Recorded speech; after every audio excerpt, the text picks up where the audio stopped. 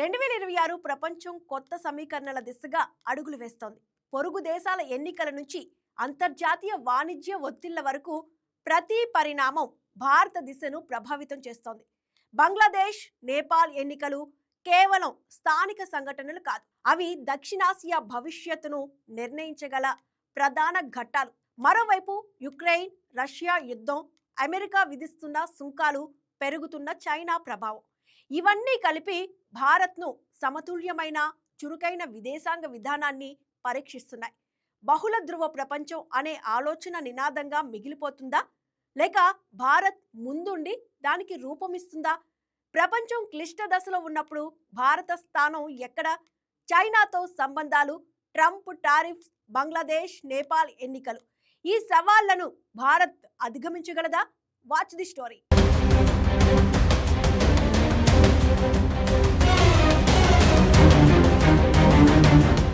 ప్రస్తుత ప్రపంచ గమనాన్ని సవాలు చేసేలా గత ఏడాది ప్రపంచ రాజకీయాల్లో మార్పు సంకేతాలు కనిపించాయి. ప్రపంచం ఒక అధ్యాయం దిశగా కదులుతున్నట్టు అనిపించింది. కొత్త నిర్మాణాన్ని రూపొందించే ప్రయత్నాలు ముమ్మరం అయ్యాయి. ఈ సమయంలో భారత్ ఎదుర్కొంటున్న అతి ముఖ్యమైన ప్రశ్న, మారుతున్న ప్రపంచంలో దాని పాత్ర. భారత్ కేవలం పరిస్థితులకు అనుగుణంగా మారుతోందా, లేదా ప్రపంచ రాజకీయ గమనానికి ఓ ఆకారం ఇవ్వటంలో ప్రభావవంతమైన చురుకైన పాత్ర పోషించిందా అనేది ఇప్పుడు చూద్దాం. మన పొరుగు దేశాలైన బంగ్లాదేశ్, నేపాల్లో ఈ ఏడాది జరిగే ఎన్నికలు ఆయా దేశాల అంతర్గత అంశాలు మాత్రమే కాదు. ఈ ఎన్నికలు దక్షిణాసియా స్థిరత్వం, భారత భద్రతా సమస్యలు, ప్రాంతీయ సమతుల్యత వంటి అంశాలతో లోతుగా ముడిపడి ఉన్నాయి. భారత్ తన పొరుగు దేశాల్లో నమ్మకం, సహకారం, భాగస్వామ్య విధానాన్ని బలంగా అనుసరించగలదా అన్నదే పెద్ద ప్రశ్న. మరోవైపు ఉక్రెయిన్ రష్యా యుద్ధం ఇకపై యూరప్కు మాత్రమే పరిమితమైన వివాదం కాదు. ఇది ప్రపంచ ఇంధన సరఫరాలు, ఆహార భద్రత, అంతర్జాతీయ నైతిక విలువలకు తీవ్రమైన పరీక్షగా మారింది. భారత్ ఇప్పటి వరకు చర్చలు, సమన్వయం, వ్యూహాత్మక స్వయం ప్రతిపత్తి విధానాన్ని అనుసరిస్తోంది. కానీ ఈ సమన్వయం దీర్ఘకాలంలో స్థిరంగా ఉంటుందా, లేదా కీలకమైన సమయంలో భారత్ స్పష్టంగా ఏదో ఒకవైపు ఉండాల్సి వస్తుందా అనేది సూచిస్తుంది. భారత్ చాలా కాలంగా బహుళ ధ్రువ ప్రపంచ క్రమం అంటే మల్టీపోలార్ వరల్డ్ ఆర్డర్ గురించి మాట్లాడుతోంది. అంటే అధికారం కొన్ని దేశాల చేతుల్లో మాత్రమే కేంద్రీకృతమై ఉండని ప్రపంచం. అయితే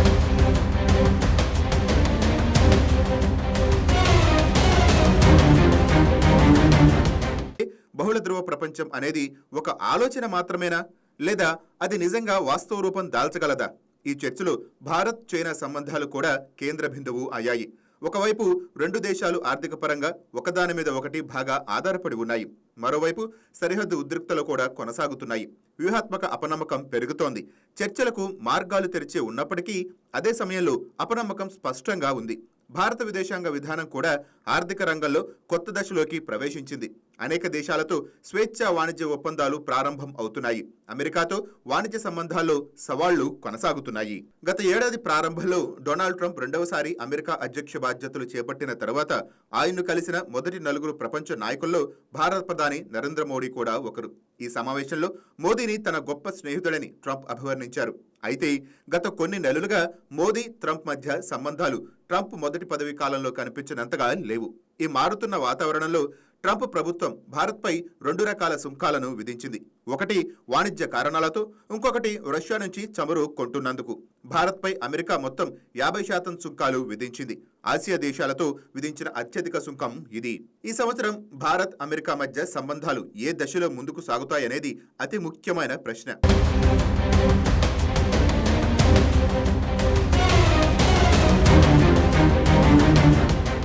యూరోపియన్ యూనియన్తో భారత్ వాణిజ్య ఒప్పందం చాలా పురోగతి సాధించింది. ఆస్ట్రేలియాతో చర్చలు మంచి స్థాయిలో ఉన్నాయి. న్యూజిలాండ్, ఒమన్లతో ఒప్పందాలు కుదిరాయి. యూకేతో కూడా ఒప్పందం ఖరారైంది. బ్రిటన్ తర్వాత యూరోపియన్ యూనియన్తో, ఆ తర్వాత అమెరికాతో వాణిజ్య ఒప్పందం కుదిరితే భారత్కు చాలా ఉపశమనం కలుగుతుంది. జనవరి నెల భారత్కు చాలా ముఖ్యమైనది. యూరోపియన్ యూనియన్తో వాణిజ్య ఒప్పందం కుదిరితే 2026 మంచి స్థాయిలో మొదలైందని భావించాలి. రాజకీయంగా చూస్తే అమెరికాతో తన సంబంధాలపై 2026లో భారత్ వీలైనంత ఎక్కువ శ్రద్ధ చూపాల్సి ఉంటుంది. రష్యా నుంచి చమురు కొనే విషయంలో భారత్, అమెరికాల మధ్య ఉద్రిక్త ఉంది. భారత్, పాకిస్తాన్ మధ్య ఇటీవల సంఘటనలు పరిశీలిస్తే రెండు దేశాల మధ్య వివాదం తలెత్తినప్పుడు తన స్నేహితులు బహిరంగ మద్దతు ఇవ్వాలని భారత్ కోరుకుంటోంది. కానీ ఆ సమయంలో అది జరగలేదు. భారత్కు అమెరికా అతిపెద్ద వాణిజ్య భాగస్వామి. భారత్ తన వాణిజ్యాన్ని మరింత విస్తరించాలనుకుంటే అమెరికా మద్దతు చాలా ముఖ్యం. నేపాల్లో సార్వత్రిక ఎన్నికలు 2026 మార్చి 5న జరగనున్నాయి. బంగ్లాదేశ్లో 2026 ఫిబ్రవరి 12న ఎన్నికలు జరుగుతాయి. రెండు భారత్ పొరుగు దేశాలు, వ్యూహాత్మకంగా ముఖ్యమైనవిగా పరిగణిస్తారు.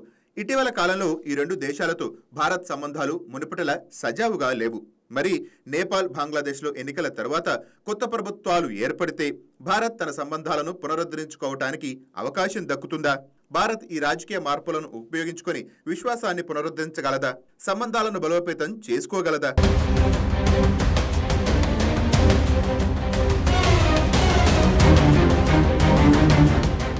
గత ఏడాది పాకిస్తాన్, భారత్ల మధ్య సైనిక ఘర్షణ తలెత్తింది.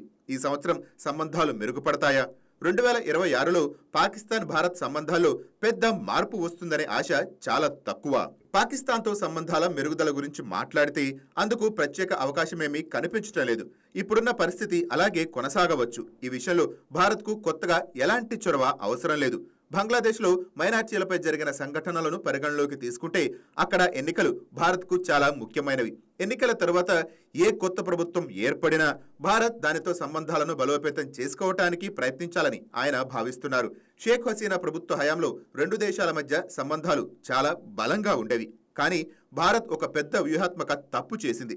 షేక్ హసీనా అధికారంలో ఉన్నప్పుడు సంబంధాలు చాలా బాగుండేవి. కానీ బిఎన్ఏపీ ప్రతిపక్ష పార్టీలతో సంబంధాలను ప్రయత్నించకపోవటం తప్పు. ఒకప్పుడు మనకు మంచి పొరుగు దేశం, మిత్రుడైన బంగ్లాదేశ్ను ఇప్పుడు మనం కోల్పోయాం. ఇప్పుడు తీసుకురావటం చాలా ముఖ్యం. మరోవైపు భారత్, నేపాల్ సంబంధాలు ఎల్లప్పుడూ ఒకేలా ఉండవు. నేపాల్లో భారత్ సంబంధాలు కొన్నిసార్లు బాగుంటాయని, మరికొన్నిసార్లు క్షీణిస్తాయని అన్నారు. నేపాల్ ప్రజల్లో భారత్పై ఉన్న అసంతృప్తి లేదా ప్రతికూల భావనను తొలగించడం భారతదేశం యొక్క బాధ్యత.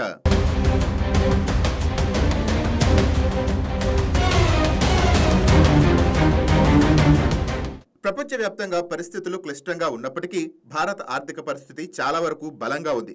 ప్రపంచంలో పరిస్థితులు బాగాలేనప్పటికీ దేశ వృద్ధి రేటు బాగుంది. తలసరి ఆదాయం పెరుగుతోంది. మనది పెద్ద మార్కెట్ కాబట్టి ఇవన్నీ సాధ్యం అవుతున్నాయి. అయితే చైనాలో సరఫరా గొలుసులపై మనకు నియంత్రణ లేదు. వాణిజ్య రూపంలో వాడగల ఆయుధం మన దగ్గర లేదు. చైనా ఇటీవల అమెరికాకు చేసినట్లు భారత్ చేయలేదు. భారత్ తన విదేశాంగ వాణిజ్య విధానంలో వైవిధ్యాన్ని కొనసాగించాలి. భారత్ అనేక దేశాలతో సంబంధాలను కొనసాగించాలి. ఏదేని విషయం కోసం ఒకే దేశంపై ఆధారపడకుండా ఉండాలి. ఒకే దేశంపై ఆధారపడితే అది సమస్యలను సృష్టించవచ్చు. భారత్ చాలా కాలంగా రష్యాతో మంచి సంబంధాన్ని కలిగి ఉంది. అమెరికా, చైనాలతో కూడా సంబంధాలు ఉన్నాయి. చైనా ప్రపంచ సూపర్ పవర్గా మారుతోంది. కీలకమైన ఖనిజాలు, ఆయుధాలతో దాని పాత్రను విస్మరించలేం. దక్షిణాసియా స్థిరత్వాన్ని పరిశీలిస్తే చైనా ఉనికి ప్రతి చోట ఉంది. ఇది మనల్ని అస్థిరపరుస్తుంది. మరోవైపు రష్యా, అమెరికా విషయంలో భారత్ పూర్తిగా ఒకవైపు మొగ్గు చూపే అవకాశం లేదు.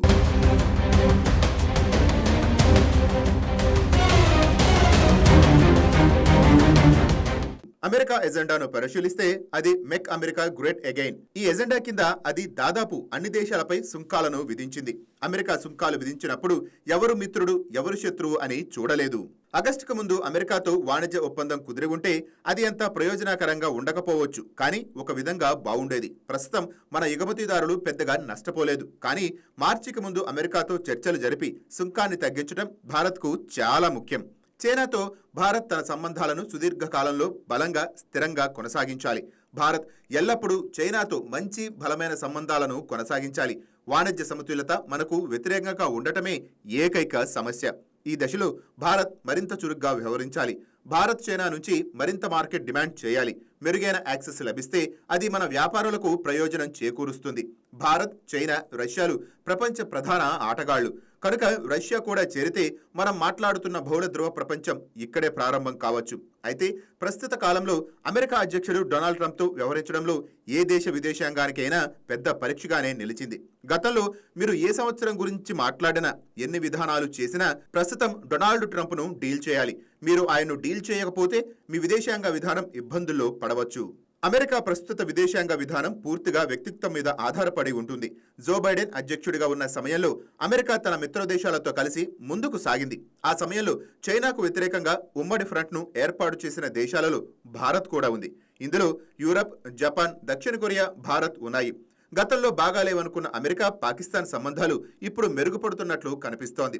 పాకిస్తాన్ సైన్యం ఫీల్డ్ మార్షల్, ప్రధానమంత్రి వైట్ హౌస్లో స్వాగతం లభించిన విధానం ఈ మార్పును సూచిస్తుంది. అయితే ఇదంతా తాత్కాలికమే.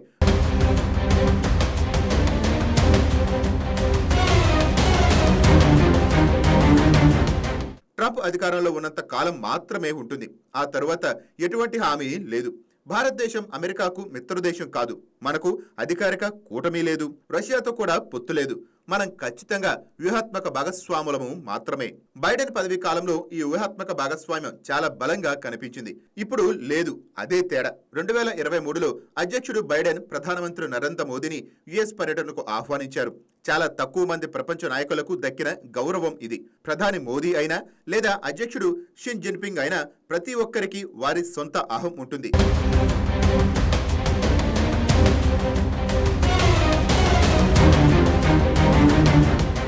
కానీ అతిపెద్ద అహం ట్రంప్. ఆ అహాన్ని ఎవరు డీల్ చేస్తారు, ఎలా చేస్తారనేదే ప్రశ్న. బ్రిటన్ మాత్రమే దీన్ని చేయగలిగింది.